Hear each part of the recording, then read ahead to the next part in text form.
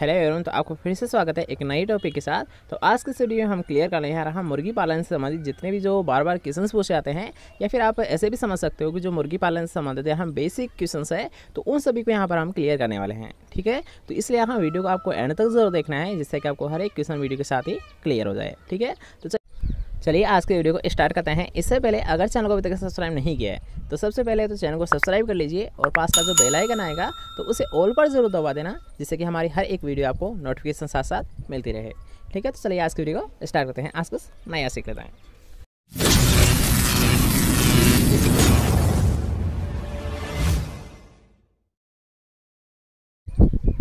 तो आज का हमारा फर्स्ट क्वेश्चन है कि मुर्गी के अंडे का कवच बना होता है। ठीक है, यहाँ एक बेसिक क्वेश्चन है और बार बार पूछा जाता है आपको एग्जाम में कि अंडे का जो कवच होता है, जो यहाँ हार्ड जो लेयर होती है, तो किससे मिलकर बनी होती है? तो वो होती है यहाँ कैल्शियम कार्बोनेट से मिलकर बनी होती है। ठीक है, यहाँ जो सबसे ऊपरी जो हार्ड लेयर होती है तो वो किससे मिलकर बनी होती है? ये होती है यहाँ कैल्शियम कार्बोनेट से। ठीक है, नेक्स्ट क्वेश्चन की बात करते हैं कि जो अंडे का कवच होता है, ठीक है, अगर हम बात कर रहे हैं कवच की जो लेयर होती है उसकी, तो इसका यार मुख्य फंक्शन क्या होता है? ठीक है, यहाँ पर आपसे पूछा है अंडे का जो कवच होता है तो इसका प्रमुख कार्य क्या होता है, जो मेन फंक्शन होता है ये होता क्या है? तो ये होता है अंतरांगों की सुरक्षा करना। अर्थात ऐसे भी आप समझ सकते हो कि मान लीजिए कोई सा भी आप घर हो, ठीक है, घर को प्रोटेक्ट करने के लिए हम क्या करते हैं, उसके चारों तरफ तो वाल तो होती है, इसके साथ साथ हम गार्ड वगैरह की भी व्यवस्था करते हैं। लेकिन क्यों? घर की अगर सुरक्षा करनी है तो उसी के लिए तो करते हैं ना। अगर उसको प्रोटेक्ट करना है तो या तो उसकी चारों तरफ दीवार रहती है या फिर बॉडीगार्ड एक्स्ट्रा रखे जाते हैं। तो उसी तरह से यहाँ जो लेयर होती है अंडे की, तो ये भी क्या करती है यहाँ उसकी सुरक्षा करती है, उसको प्रोटेक्ट करती है। ठीक है, नेक्स्ट क्वेश्चन की बात करेंगे। अब यहाँ इस क्वेश्चन को आप वैसे समझते नहीं हो या फिर आप याद करते नहीं हो, लेकिन यहाँ ये क्वेश्चन आपसे पूछा गया था। ठीक है, एक एग्जाम में शायद अब याद नहीं आ रहा है किसमें, लेकिन ये क्वेश्चन आपसे पूछा गया था। इसलिए यहाँ इसको भी आपको ध्यान रखना है कि अंडे के कवच पर छिद्रों की संख्या क्या होती है, अर्थात कितने छिद्र होते हैं अंडे के कवच पर? तो होते हैं 600 से 800 की समथिंग। याद रखना कितने होती है जो छिद्रों की संख्या, ये होते हैं 600 से 800 की समथिंग। ठीक है, नेक्स्ट क्वेश्चन की बात करेंगे कि अंडे का कौन सा भाग अंडे की जर्दी को अंडे के मध्य भाग में स्थिर रखता है? ठीक है, दोबारा से समझिए, जो अंडे की जर्दी होती है, ठीक है, याद रखना अंडे की जो जर्दी होती है इसे मध्य में बनाए रखने का कार्य किसके द्वारा किया जाता है? ये आपसे क्वेश्चन में पूछा गया है। ठीक है, तो वो कौन सा होता है? यहाँ श्वेतक या चेलेजा होता है। किसके द्वारा स्थिर रखा जाता है मध्य में? ये होता है यहाँ श्वेतक या चेलेजा के द्वारा। ठीक है, क्वेश्चन याद हुआ। नेक्स्ट क्वेश्चन की हम बात करेंगे। नेक्स्ट क्वेश्चन यहाँ अब ये दोनों क्वेश्चन आपको एक साथ याद रखने होंगे, इसलिए यहाँ दोनों को हम एक साथ क्लियर करेंगे। ठीक है, तो थोड़ा सा ध्यान से समझिएगा कि यहाँ पर आपसे सबसे पहले जो पूछा जाता है, ये पूछा जाता है साकारिया एनेसिस अंडों में ब्लास्टोडर्म। ठीक है, यहाँ इस पॉइंट को आपको ध्यान रखना है कि साकारिया एनेसिस अंडों में ब्लास्टोडर्म क्या कहलाता है? तो उसे बोला जाता है जर्म स्पोर्ट बोला जाता है। याद रखिएगा, हम बात कर रहे हैं साकारिया फिर एनेसिस अंडों की। तो इसमें जो यहाँ ब्लास्टोडर्म होता है इसे किस नाम से जाना जाता है? इसे जाना जाता है जर्म स्पोर्ट के नाम से जाना जाता है। किस नाम से जाना जाता है? जर्म स्पोर्ट के नाम से जाना जाता है। लेकिन अगर हम बात करते हैं जो मांसाहारी होते हैं अर्थात निषेचित जो अंडे होते हैं, तो उनका जो ब्लास्टोडर्म होता है इसे किस नाम से जाना जाता है? तो इसे जाना जाता है जर्म डिस्क के नाम से जाना जाता है। याद रखिएगा, अगर बात करते हैं साकारिया अनिश्चित अंडों की, तो इनमें जो ब्लास्टोडर्म होता है तो इसे बोला जाता है जर्म स्पोर्ट। लेकिन अगर बात करें जो मांसाहारी होता है अर्थात जो निषेचित जो अंडा होता है, तो इसके ब्लास्टोडर्म को किस नाम से जाना जाता है? इसे बोला जाता है जर्म डिस्क के नाम से जाना जाता है। ठीक है, दोनों पॉइंट याद रहेंगे। नेक्स्ट क्वेश्चन की ओर बढ़ते हैं। नेक्स्ट क्वेश्चन यहाँ एक वो आप सिलेक्शन करते हो तो उससे संबंधित यहाँ पर एक क्वेश्चन पूछा गया है। तो क्वेश्चन क्या था? यहाँ वंशावली अभिलेख संबंधित होता है, अर्थात यहाँ जो एक पेडिग्री होता है, ठीक है, संतति जो परीक्षण होता है, या फिर आप वंशावली मान लीजिए डायरेक्ट कि जो वंशावली होता है तो इसका एक रिकॉर्ड रखा जाता है। ठीक है, यहाँ की जैसे कि अगर मान लीजिए कोई सा भी आपका जो बछड़ा है तो उसके जो माता पिता होते हैं या फिर दादा दादी होते हैं, तो इनके यहाँ सभी का रिकॉर्ड रखा जाता है। ठीक है, मान लीजिए कोई सा बछड़ा, उसके माता पिता और उसके दादा दादी यानी इन सभी का, ठीक है, जैसे कि हमारे होते हैं वैसे ही यहाँ कि जो पशु होते हैं तो इनके भी ऐसे ही होते हैं। ठीक है, यानी उसके जो पूर्वज है वह तो वही कहलाएंगे ना, उसके पेरेंट ही तो होंगे और पेरेंट के पेरेंट ही होंगे। ठीक है, तो यहाँ पर कोई डिफरेंस नहीं होता है, चाहे आप मनुष्य ले लो या फिर जानवर ले लो, ठीक है, दोनों का सेम ही रहता है। ठीक है, तो उसी के बारे में यहाँ पर पूछा गया है कि जो इन दोनों का रिकॉर्ड रखा जाता है। ठीक है, याद रखिएगा, इन दोनों का जो रिकॉर्ड रखा जाता है इसे ही बोला जाता है वंशावली अभिलेख। और इन जो रिकॉर्ड रखा जाता है तो इनका प्रयोग कहाँ पर किया जाता है? तो इनका यहाँ जो बछड़े होते हैं तो उनका चुनाव करने के लिए अर्थात उनका सिलेक्शन करने के लिए इनका प्रयोग किया जाता है। ठीक है, किसान समझ आ गया कि उनका सिलेक्शन करने के लिए ये जो पेडिग्री रिकॉर्ड है तो इसका प्रयोग किया जाता है। ठीक है, नेक्स्ट क्वेश्चन की बात करेंगे। नेक्स्ट क्वेश्चन आपसे पूछा गया कि अंडों के आंतरिक गुणों का अध्ययन किस यंत्र की सहायता से किया जाता है? तो ये क्वेश्चन यार हाँ आपको एक बेसिक क्वेश्चन है और आपको एग्जाम में देखने को मिल सकता है, इसलिए आपको इसका विशेषण है कि अंडों के आंतरिक गुणों का अध्ययन किस यंत्र की सहायता से किया जाता है। तो वो होता है यहाँ कैंडलर होता है। कौन सा होता है यहाँ, अगर मान लीजिए कि आपसे पूछ सकता है गुण के बारे में, ठीक है, याद रखिएगा अंडों के आंतरिक गुणों का अध्ययन किसके द्वारा किया जाता है या फिर किसी यंत्र के द्वारा किया जाता है, ये कैसा है, कैंडलर की सहायता से किया जाता है। अब यार हाँ नेक्स्ट क्वेश्चन है, एक वेरी इंपॉर्टेंट क्वेश्चन है, इसका थोड़ा सा ध्यान समझिएगा और इसको आपको हमेशा ध्यान रखना है कि ऐसी कौन सी बीमारी है जो कि अंडों के माध्यम से चूजों में फैल सकती है। याद रखिएगा ऐसी कौन सी बीमारी है जो कि यहाँ अंडों के माध्यम से अर्थात अंडों से चूजों में फैल सकती है। तो कौन सी होती है यहाँ, ल्यूकोसिस होती है। कौन सी होती है, ल्यूकोसिस होती है। दोबारा से देख लीजिए, एक बेसिक क्वेश्चन है, एक मोस्ट इंपॉर्टेंट क्वेश्चन है, आपसे पूछा जा सकता है एग्जाम में कि ऐसी कौन सी बीमारी है जो कि यहाँ अंडों से चूजों में फैलती है। तो कौन सी होती है, ल्यूकोसिस होती है। कौन सी होती है, ल्यूकोसिस होती है। ठीक है, नेक्स्ट क्वेश्चन की बात करेंगे। तो नेक्स्ट क्वेश्चन आपसे पूछा गया है कि प्राकृतिक विधि में अंडे सहने के लिए आमतौर पर काम में लेते हैं, अर्थात यहाँ पर याद रखना, ऐसे तो क्वेश्चन पूछा जा सकता है या तो जैसे कि इसमें पूछा गया है कि प्राकृतिक विधि में, ठीक है, जो नेचुरल जो मेथड होता है तो उसके बारे में यहाँ पर आपसे बात की जा रही है कि जो नेचुरल मेथड होता है तो अंडे सहने के लिए आमतौर पर काम में ली जाती है, अर्थात कौन सी नस्ल ली जाती है ये भी आपसे पूछा जा सकता है।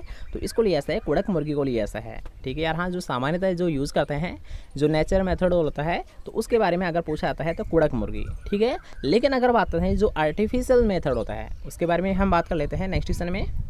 जैसा कि आप क्वेश्चन देख सकते हो कि जो आर्टिफिशियल मेथड होता है तो उसमें यहाँ अंडों को सहने के लिए किसका प्रयोग कैसा है, ये कैसा है, इनक्यूबेटर का प्रयोग कैसा है। जैसे कि इस क्वेश्चन को हमने आपको कल ही सोल्व करवा दिया था। यार हाँ अगर बातें हैं जो नेचुरल मेथड होता है तो नेचुरल मेथड में यार हाँ कुड़क मुर्गी को लिया जाता है। लेकिन अगर बातें हैं आर्टिफिशियल मेथड तो आर्टिफिशियल मेथड में जो अंडों को सहा जाता है ये कैसा है, इनक्यूबेटर के द्वारा। किसके दिया किया जाता है, ये कैसा है, इनक्यूबेटर के द्वारा किया जाता है। ठीक है, नेक्स्ट क्वेश्चन है। उससे पहले अगर आपको वीडियो पसंद आ रही है तो यार एक लाइक तो बनता है, तो जल्दी से वीडियो को लाइक कर दीजिए। अगर चैनल को अभी तक सब्सक्राइब नहीं किया है तो चैनल को सब्सक्राइब कर लीजिए और पास के बेल आइकन को जरूर दबा देना, जिससे जब भी हमारे कोई नई वीडियो अपलोड की जाए तो सबसे पहले आपको प्राप्त हो।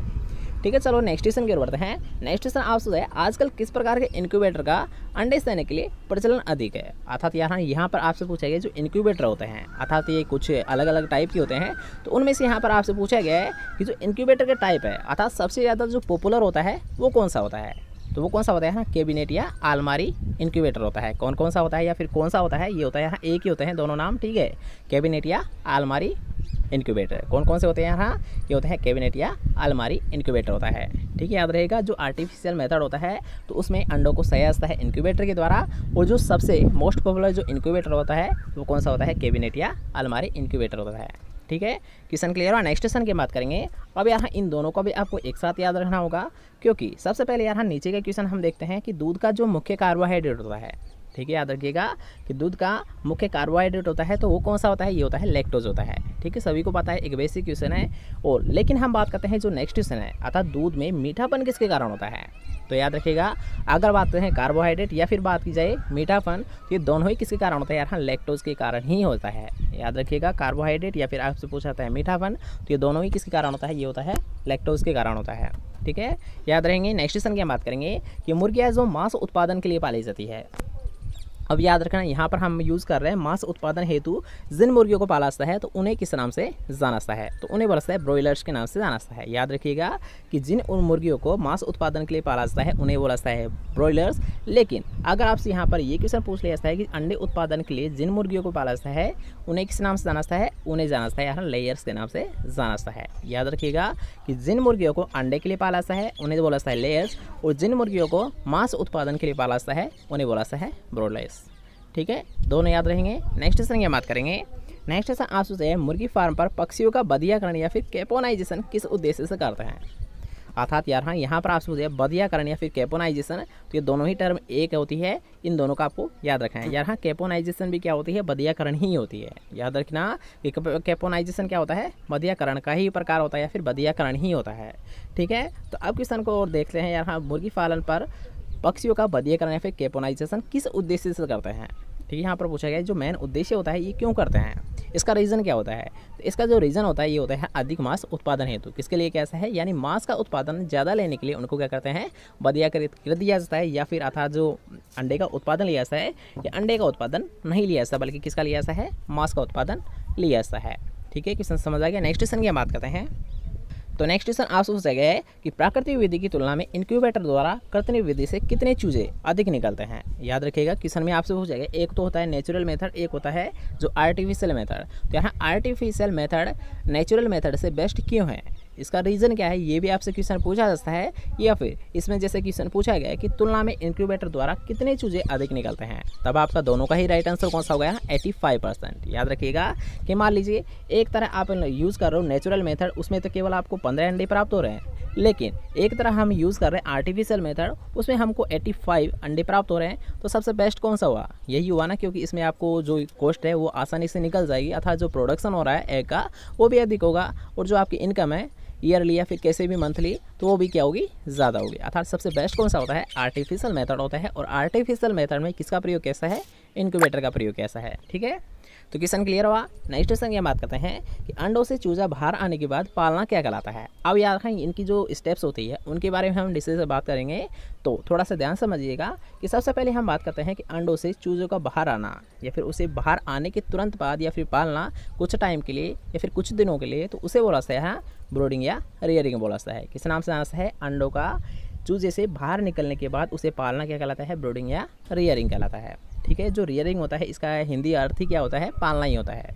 और ब्रूडिंग क्यों बोला जाता है, क्योंकि यहाँ जो जहाँ पर ये रखते हैं, ठीक है, जहाँ पर इनको पाला जाता है, तो उस आवाज़ को किस नाम से जाना है, उसे बोला जाता है ब्रूडर के नाम से जाना है। याद रखिएगा, इसे ब्रूडिंग के नाम से किसे क्यों ना जाना है, क्योंकि इन्हें जहाँ पर रखा जाता है शुरुआत अवस्था में, तो उसे जाना है ब्रूडर, इसलिए यहाँ इस टर्म को ही किस नाम से जाना है, ब्रूडिंग के नाम से जाना है। ठीक है, रियरिंग का हमने आपको बता ही दिया कि जो ये हिंदी अर्थ होता है इसका क्या होता है, पालना ही होता है। ठीक है, तो अब बात करेंगे यहाँ की ब्रूडिंग स्टेज तो हमारी हो गई, अर्थात जो प्राइमरी स्टेज होती है वो तो हमारी कंप्लीट हो गई, लेकिन अब बात करते हैं ब्रूडिंग क्रिया में कितने उम्र के चूजे पाले जाते हैं। ठीक है, यानी कितने दिन तक रखा जाता है ब्रूडिंग स्टेज में, तो वो रखा जाता है 1 से 4 सप्ताह तक, 1 दिन से 4 सप्ताह तक यहाँ ब्रूडिंग स्टेज में ही रखा जाता है। लेकिन अब बात करते हैं यहाँ 4 से 8 सप्ताह तक, जहाँ 4 से 8 सप्ताह तक चूजों का पालना क्या कहलाता है, ये कहलाता है रियरिंग कहलाता है।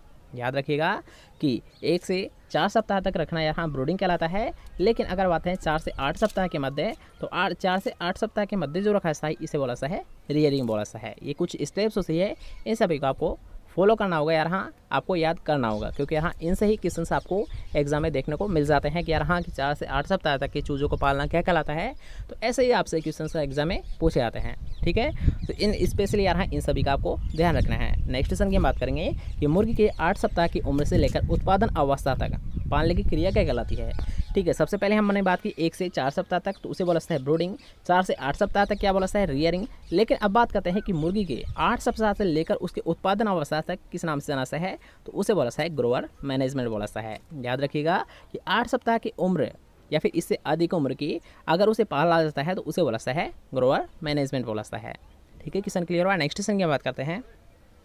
तो नेक्स्ट क्वेश्चन की हम बात करते हैं, जो कि आज का हमारा लास्ट क्वेश्चन रहने वाला है कि चूजे पालने हेतु दबड़े का आकार क्या होता है। दबड़ा यार हाँ जहाँ पर इनको रखा जाता है उसी को वाला है। ठीक है, दबड़ा किसे वाला है, जहाँ पर यार हाँ चूजों को रखा जाता है, ये जो बच्चे होते हैं या फिर इनको रखा जाता है, तो उसी को किस नाम से जाना है, दबड़ा के नाम से जाना है। तो इसमें पूछा गया उनका आकार क्या होना चाहिए। ठीक है, जो साइज़ रखी जाती है ये कितनी होनी चाहिए, ये होती है हाँ 2.5 वर्ग फुट होती है। कितनी होती है, 2.5 वर्ग फुट होती है, अर्थात 2.5 वर्ग फुट होती है। ठीक है, तो आज के लिए बस नहीं यार हाँ, इस वीडियो हमने लगभग जितने भी क्वेश्चंस आपसे पूछे जाते हैं अंडे से संबंधित या फिर मुर्गी पालन से संबंधित, तो उन सभी क्वेश्चंस को यहाँ पर ले लिया गया है। लेकिन अगर इसके अलावा किसी भी प्रकार कोई आपके माइंड में क्वेश्चन चल रहा है या फिर कोई भी टॉपिक में आपको प्रॉब्लम आ रही है, तो आप कमेंट कर सकते हो। ठीक है, जब आप कमेंट करोगे या फिर कोई टॉपिक के बारे में हमें बताओगे कि इस टॉपिक में हमें प्रॉब्लम है, तभी हम उस टॉपिक पर आपके लिए लेक्चर लेके आ सकते हैं। लेकिन अगर आप बताते ही नहीं हो, तो हम तो कोई अंतर्यामी है नहीं कि सभी पता कर ले।